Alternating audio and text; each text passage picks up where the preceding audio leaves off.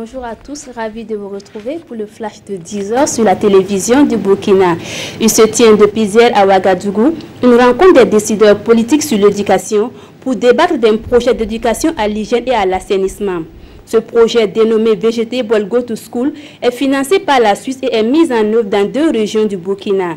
Le but est de créer une dynamique d'apprentissage scientifique dont la finalité sera de faire des jardins scolaires un levier de transformation positive des habitudes alimentaires. À cette rencontre, les acteurs vont aussi faire le bilan de ce projet qui date de 2013. Ce sont au total 30 jardins scolaires et 10 jardins communautaires qui ont été réalisés depuis la mise en œuvre du projet.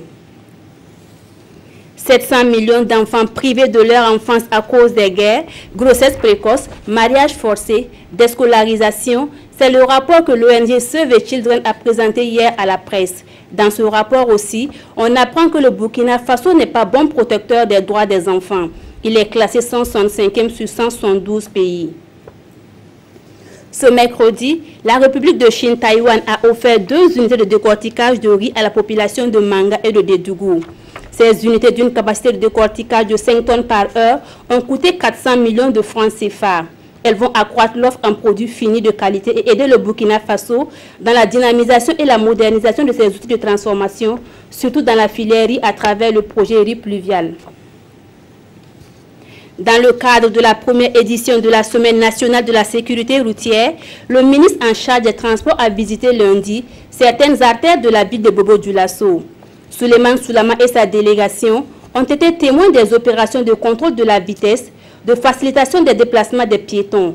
La délégation a aussi été témoin de cas d'interpellation suite au mauvais comportement des usagers de la route. Ce immeuble fumant se trouve à Londres. Il s'agit de la Grenfell Tower. Les pompiers luttent depuis le milieu de la nuit contre cet incendie qui a ravagé ces tours d'habitation d'une trentaine d'étages dans l'ouest de la capitale britannique. La police londonienne a fait état de plusieurs blessés et des morts. Il serait peut-être des dizaines selon les médias britanniques. Environ 200 pompiers et une quarantaine de camions ont été mobilisés.